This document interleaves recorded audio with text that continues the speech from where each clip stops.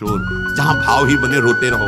अब वहां बड़े बड़े लीला पात्र हैं, अगर हमारी भावना शासन में नहीं है तो वहां हम अंग प्रत्यंग के दर्शन से हमारी हाव भाव वहां जो हो रहा है उससे हमारी वृत्तियां बिगड़ जाएंगी। जब छोटे छोटे लाडली लाल परस्पर खेलते हैं तो केवल आशीर्वाद देने को रोने का मन होता है। अगर आप लीला भी देख रहे हैं तो बहुत सावधानी की जरूरत है, क्योंकि वो चिदानंद शरीर नहीं है, पांच भौतिक शरीर। हमारी दृष्टि पंचभूत में लगी हुई है। नाम जप करो, लीला गायन करो, फिर देखो जो लीला, अरे यही जीवन का परम सुख मिलेगा। सच्ची मान लीजिए। बस हम बार बार ये कहते हैं मोबाइल का सदुपयोग कीजिए, दुरुपयोग नहीं। मोबाइल बुरा नहीं, उसका प्रयोग बुरा है। दृश्य और साहित्य, वैसे ही मनोवृत्तियां फिसलने वाली हैं, और जब ये आ गया कि फिसलाने में कितना लाभ है तो ऐसा कोई साहित्य और आलोचना, ऐसी कोई वार्ता ना करे जिससे हमारे अंदर गंदे भाव आवे। यदि अच्छी चर्चा करते तो अच्छे भाव आते। देखो अभी ऐसी कोई भावुक चर्चा होने लगे तो सबका हृदय द्रवित हो जाएगा, गंदी चर्चा हो तो हमारा हृदय विकार युक्त हो जाएगा। और कार्य, आप जो कार्य करते हैं उसका प्रभाव आपके मन के ऊपर पड़ता है। और उपासना, आप उपासना भोगों की करते हैं या योग की करते हैं, ये 10 से भाव बनते हैं और 10 से भाव बिगड़ते हैं। स्थान, अन्न, जल, परिवार, अड़ोस पड़ोस, दृश्य, साहित्य, आलोचना, आजीविका का कार्य और उपासना। यदि ये भागवती हुए तो आपके अंदर भगवत भाव बढ़ेगा, और यदि ये रजोगुणी तमोगुणी हुए तो आपके अंदर आसुरी भाव बढ़ेगा।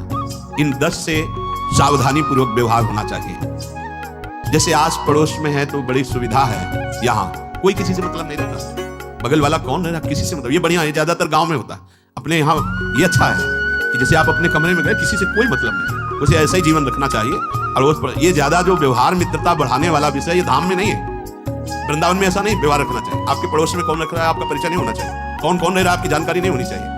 नजर नीचे की, अपने कुटिया में गए, अपने ठाकुर जी से मतलब, अपने भजन से मतलब।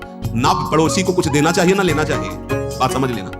जैसे आज उत्सव है, उनको हम बुलाते हैं, वो हमारे यहाँ, ये व्यवहार यहाँ नहीं है। बनवासी हो, ठाकुर का भोग लगाया, तो अगर आपको बांटना है तो बाहर निकलो, आधा किलोमीटर दूर ऐसी जगह बांटो जो तुम्हें राधे श्याम दोबारा ना बोले।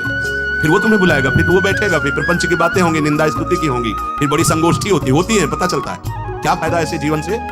आप बनवासी हो, समय एकांत में दीजिए, अपनी कुटिया में बैठिए, नाम जप कीजिए, निकलिए, सत्संग सुनिए, ठाकुर दर्शन कीजिए, परिक्रमा कीजिए, फिर अपनी कुटिया में।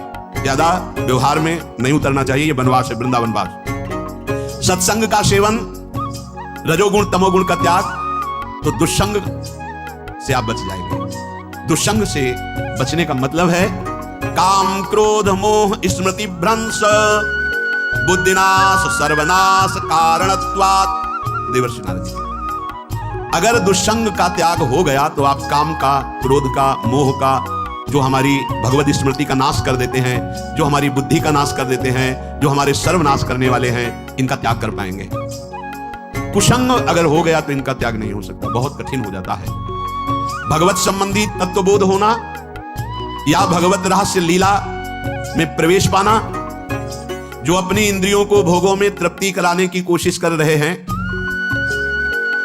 उनका चिंतन भोगों का ही होगा। तो कैसे तत्वबोध होगा, कैसे लीला में प्रवेश होगा, तो ध्यान देना कैसे हो पाएगा। क्योंकि जिस चित्त वृत्ति से भगवदाकार हमें वृत्ति करनी थी, वो तो हमने भोगों के चिंतन में लगा दी, भोग क्रियाओं में लगा दी। एक स्थिति होती है जब आपकी चित्त वृत्ति भगवदाकार हो गई है, तो व्यवहार में रहते हुए भी विषयान ग्रहणंतु मुंचन्तु वा, खान पान, उठना बैठना, ऐसा बाहरी क्रियाएं हो रही हैं, अंतर से वो अपने आराध्य देव में सदैव स्थित रहता है। उसका परिचय आपको जब ऐसे महापुरुष का सानिध्य मिलेगा तो आप विषय सेवन करते हुए भी निर्विषय रहेंगे।